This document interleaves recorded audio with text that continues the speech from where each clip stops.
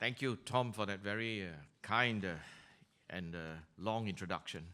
My apologies, it went on for a bit because I have quite a number of job titles. There are two reasons for this. Firstly, Singapore is a small country. We don't have enough people, really. And secondly, I guess I wasn't paying attention when they asked for volunteers back home. Many of my peers took a decisive step backwards, and I was caught off guard. So quite a number of different job titles, sadly only one salary. I'm sure that doesn't happen in your country.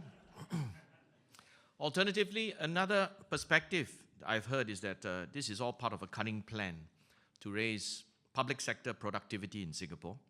I think I personally have raised the productivity of the Singapore service all by myself. Good morning, Mr. Tom Billington, distinguished guests, ladies and gentlemen. It's an honor to be here at one of the world's leading cybersecurity conferences, and in such good weather, if I may add. Makes me feel quite at home. I'm glad to see many familiar faces and the diversity of the global cybersecurity leaders gathered here today from the US, partners from around the world, including Sweden, Kuwait, Bahrain, Estonia, and of course Singapore. It's testament to how diverse and cosmopolitan the international cyber community has grown. I'm told that one reason I've been invited here, the opening keynote, is recognition of Singapore's top position in the UN ITU Global Cybersecurity Index. To be frank, this top position was a bit of a mistake. We take test scores rather seriously in Singapore. We don't do too well. We didn't do too well in the previous ITU survey. So when ITU came around the second time, I told my team that we really need to do better. I was thinking to myself, maybe third or fourth place. That would be credible. And we would have room to improve in subsequent years. But sadly, we over-calibrated and we ended up in first place. Now, we only have one way to go. That's down. And we have succeeded in painting a big bullseye on ourselves for all the malicious actors out there. Now, one common misconception about the ITU's index is that it ranks countries by the strength of their cyber defenses, how wide their moats are, or how impregnable their walls are. The index is, in fact, a measure of the commitment of the member states to cybersecurity. On this front, I'd say they're spot on about Singapore.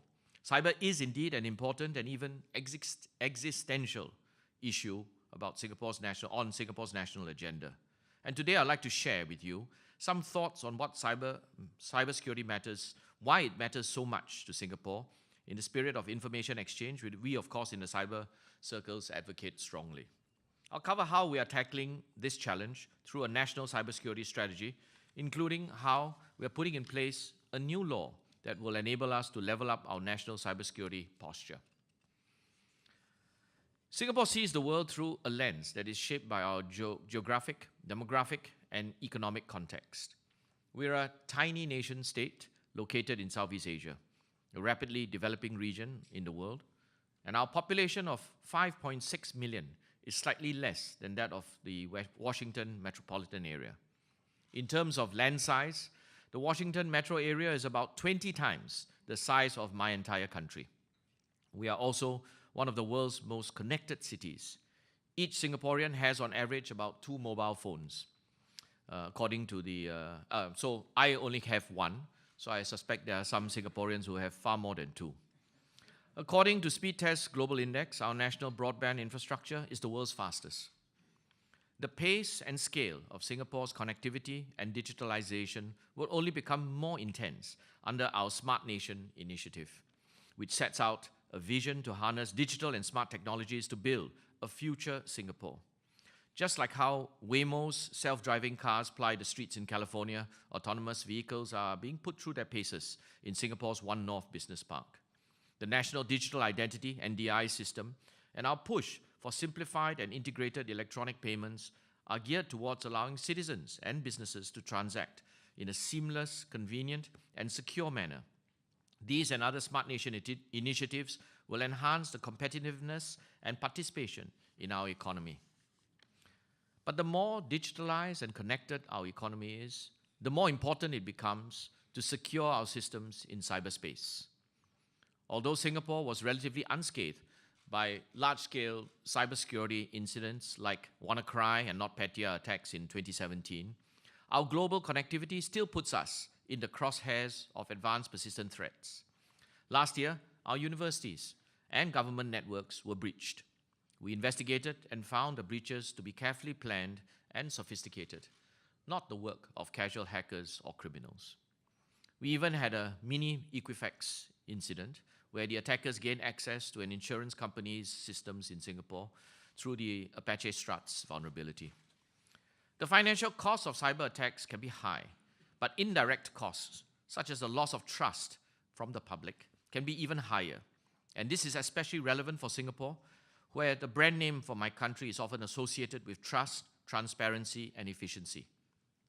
Cybersecurity is thus essential and even existential to Singapore's continued prosperity and survival. Cybersecurity is a key enabler to our Smart Nation initiative and my country's future. So why does Singapore's cybersecurity matter to you? Well, I offer you two reasons. First, Singapore is a gateway to Southeast Asia and the larger Asia-Pacific region. We are a major banking, aviation, and maritime hub, and a significant proportion of the world's financial capital, air traffic, and freight flows through our borders. These infrastructure are not merely critical national infrastructure, but they are supranational infrastructure. Cyber attacks that impact such supranational infrastructure have spillover effects on systems well beyond our shores. The tremors of a concerted cyber attack on Singapore's financial sector, for example, will be felt very quickly in New York and London. Second, as a small but highly connected nation-state, we offer a test bed for innovative solutions in a relatively controlled environment. We do not claim to have the model answer to navigating this wild, wild west of cyberspace, but the solutions that we have adopted are what we have deemed best suited for our own priorities, capabilities, and operating contexts.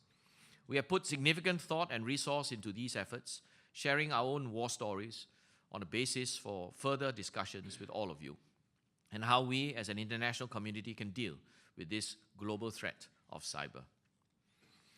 This sets the context for the formation of my organization, the Cybersecurity Agency of Singapore. CSA was formed on the 1st of April 2015 under the aegis of the Prime Minister's Office. This was not an April Fool's joke. Rather, it came from the recognition on the need for dedicated and centralized oversight of Singapore's cybersecurity functions. CSA's primary focus is the protection of critical information infrastructure and essential services. We cover from the policy and legislation to operational, technical, and intelligence, as well as investigations and incident response.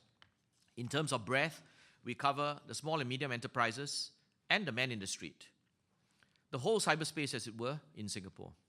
Beyond operational, we also have a responsibility to nurture the wider cybersecurity ecosystem so that it can support our ops demands.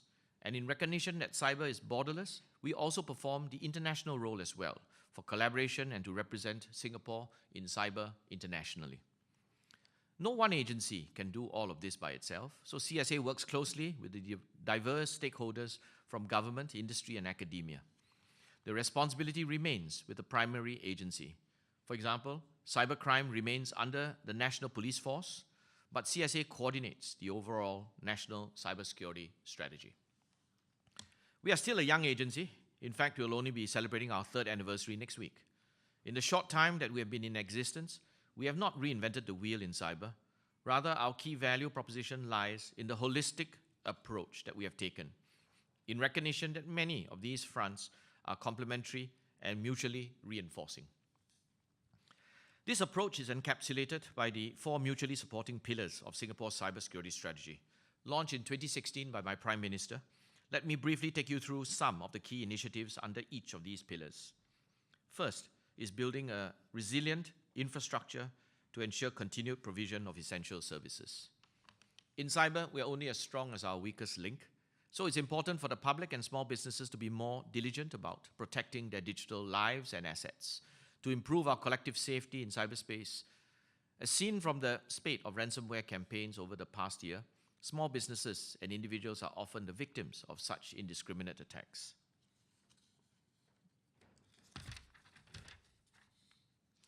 sorry,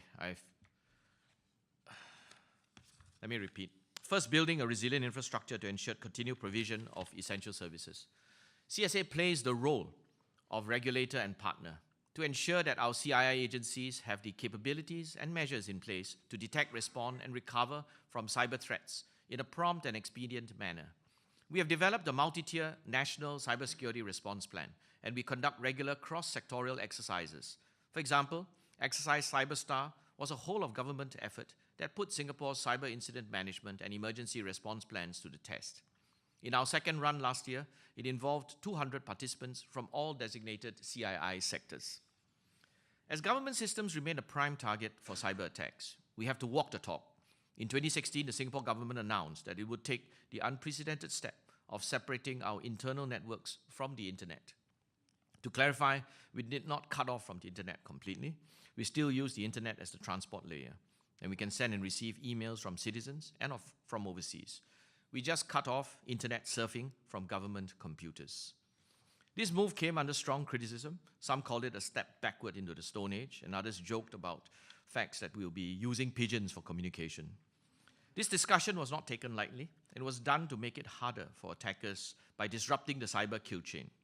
The internet surfing separation was completed last year in 2017. It was a year that saw many high-profile cyber attacks globally. Some of our critics who had joked about pigeons a year earlier now see the value of this bold move to secure our government networks.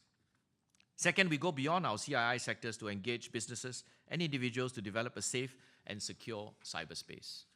In cyber, we are only as strong as the weakest link. It is important that the public and small businesses be more diligent about protecting their digital lives and assets to improve our collective safety in cyberspace. As seen from the spate of ransomware campaigns over the past year, small businesses and individuals are often the victims of such indiscriminate attacks. To improve everyday cyber hygiene and savviness, we have undertaken outreach and awareness campaigns that target different segments of the population, including the general public, students and parents, and small and medium enterprises. One example is when we launched the National Cybersecurity Awareness Campaign to reach out to individuals from all walks of life on the importance of cybersecurity. Third, by building a vibrant cybersecurity ecosystem. Cybersecurity is not just doom and gloom. We have identified cybersecurity as a growth sector and an opportunity for Singapore's economy and a pillar for our digital future. Cyber opens up jobs and opportunities for our citizens. Building up the industry and our talent pool will not only bring about economic opportunities to Singapore, but ensure a sustainable source of expertise and solutions to contribute to a more resilient national infrastructure. To this end, we have attracted a critical mass of the world's top cybersecurity companies to establish a presence in Singapore. We also help to grow local companies and expertise, and we partner with our government economic agencies to promote and support various initiatives to help promising cybersecurity startups scale and internationalize, and to catalyze the developments of innovative cybersecurity solutions to meet our operational needs. Manpower is our best resource, but it's also a potential bottleneck in this growing industry. We have launched several initiatives to deepen our cybersecurity capabilities and to promote the growth and career development of professionals. One example is from the Singapore Armed Forces. In Singapore, all males are required to serve 2 years of compulsory national service.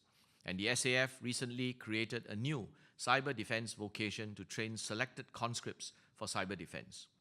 This will give them a head start in skills and experience that will be valuable to the national cybersecurity ecosystem. In the area of research and development, we work with the National Research Foundation to set up and manage a $190 million national cybersecurity R&D program. This program serves the development of R&D capabilities to meet the cybersecurity needs of Singapore through projects in areas such as cyber physical systems and blockchain technology. Our fourth and last pillar emphasizes strengthening the international partnerships. Cybersecurity is a team sport, and one in which we face borderless and asymmetric threats. Combating these threats requires international collaboration to achieve collective action and mutual understanding. As a small, connected city-state, Singapore firmly believes in the importance of a rules-based international order for cyberspace, based on the application of international law and the adoption of voluntary operational norms. But developing practical and implementable norms should be complemented by other efforts to drive international cooperation in cyber. To this end, Singapore leans forward through a mix of regional and international platforms to promote international collaboration. We do so in three ways. First, we promote dialogue to focus on the attention on international community on key cyber issues. Singapore hosts the Singapore International Cyber Week, SICW. It's a key platform for regional and global cyber leaders to forge partnerships and engage in critical dialogue on cybersecurity. Last year's edition of the Singapore International Cyber Week attracted more than 7,000 stakeholders, including policymakers, industry experts, non-governmental organizations from close to 50 countries. One event at SICW is the International Cyber Leaders Symposium, which featured a robust panel discussion between cyber thought leaders on the challenges of implementing norms of responsible cyber state behavior. Secondly, we work closely with our regional partners. The Association of Southeast Asian Nations, ASEAN, consists of 10 member states of differing levels of digital maturity and geopolitical considerations. Nonetheless, our 50-year history of mutual cooperation has cultivated an environment of mutual trust that enables us to make progress. For example, at the second ASEAN Ministerial Conference on Cybersecurity, AMCC, which was held in conjunction with SICW, ASEAN member states agreed on the importance of international voluntary cyber norms of responsible state behavior as the foundation for a rules-based cyberspace. As chairman of ASEAN in 2018, Singapore will continue to focus on forging a trusted and open cyberspace through platforms such as the SICW and the AMCC. Lastly, we catalyze practical cooperation by facilitating regional cyber capacity building efforts and confidence measures. Singapore's efforts in this front include cert-to-cert information sharing, memoranda of understanding with international partners, and various initiatives sponsored through Singapore's $10 million ASEAN Cyber Capacity Program, which seeks to build technical, policy, and strategy building capabilities within the ASEAN member states. I've outlined the main pillars of Singapore's cybersecurity strategy. This was launched in October 2016, almost historical in the context of cyber, and we have to keep updating and evolving this strategy. One new initiative that we have is Singapore's Cybersecurity Act of 2018, which was passed into law by Parliament in February and received the President's assent earlier this month. This act provides a framework for the oversight and maintenance of national cybersecurity in Singapore. There are three key objectives for the Cybersecurity Act of 2018. First, to strengthen the protection of CIIs against cyber attacks. The Act provides a framework for the designation of CIIs and provides CII owners with clarity on their obligations to protect CIIs from cyber attacks. Second, it authorizes CSA to prevent and respond to cybersecurity threats and incidents. The Act empowers the Commissioner of Cybersecurity to investigate cyber threats and incidents, to determine the impact and prevent further harm or cybersecurity incidents from arising. Third, we have established a light touch licensing framework for cybersecurity service providers. Cybersecurity services providers often have significant access into their clients' sensitive computer systems and networks. Such services, if abused, can compromise and disrupt the client's operations. A licensing framework will give businesses and clients more assurance. It is part of our strategy to raise the quality of cybersecurity services in the long run. It took us some time and many sleepless nights to arrive at this particular formulation of the Act. When CSA first started out, we did not have our own powers per se. Instead, we relied on the implicit authority as a national agency to forge close partnerships with CII owners, government agencies, and other industry partners, and borrowed our powers from existing legislation. But we realized that we would need to take a more proactive approach to the protection of critical information infrastructure and for the robust mitigation, detection, and responsibility for cyber threats. In developing the Act, we looked to what was being done in other countries, and we realized that there was no standard blueprint for cybersecurity law internationally. Some countries, like Germany, have enacted a single, comprehensive cybersecurity law. Others, like the US, have introduced cybersecurity regulation through various pieces of legislation. We studied these frameworks carefully and consulted stakeholders to arrive at a framework which best met Singapore's priorities and operating context. One such aspect is the introduction of a licensing framework for cybersecurity service providers. We are among the first in the world to do so. we decided to take a light touch approach to strike a balance between security needs and the developing of a vibrant cybersecurity ecosystem. For a start, only penetration testers and managed security operations centers, SOCs, monitoring will be licensed.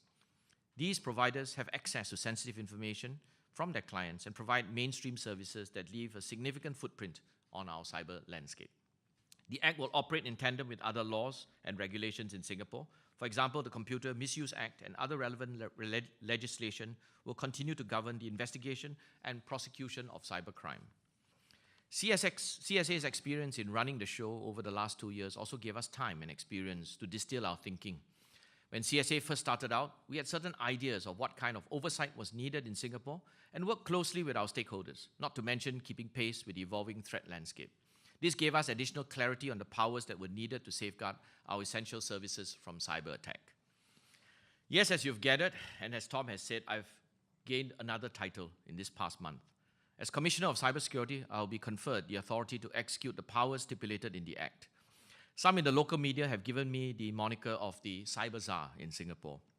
This term gives me some anxiety. A good friend of mine reminded me that the root word for Czar actually comes from Caesar, and we all know what happened to many of the Caesars.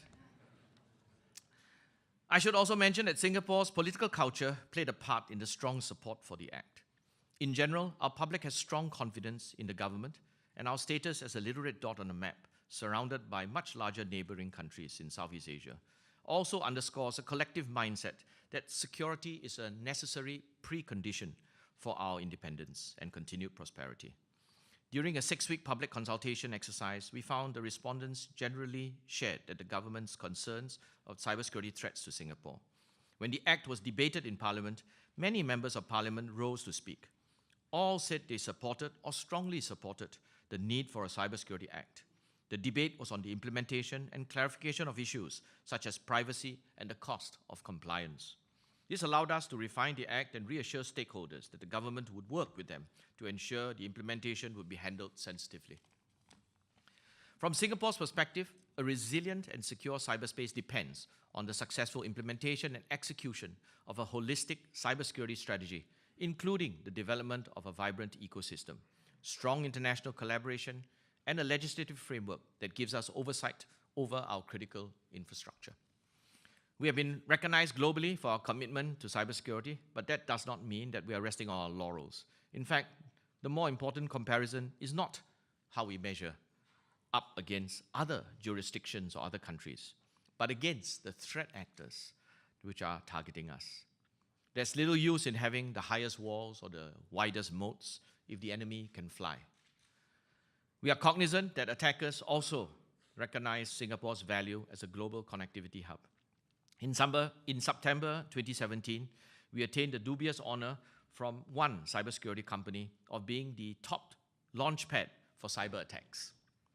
The company subsequently acknowledged that these attacks may not have originated from Singapore, but had leverage on our connectivity to do so.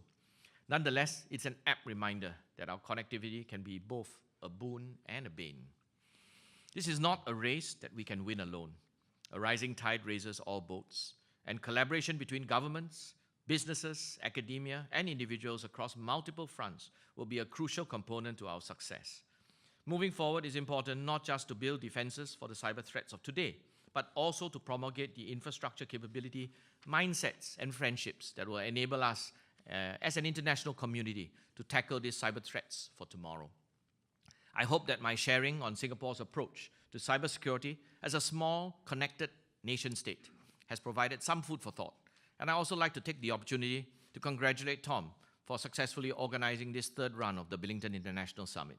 Gatherings such as these are important in bringing together a diverse range of thought leaders from the cybersecurity and fronts and facilitating the candid exchange of views.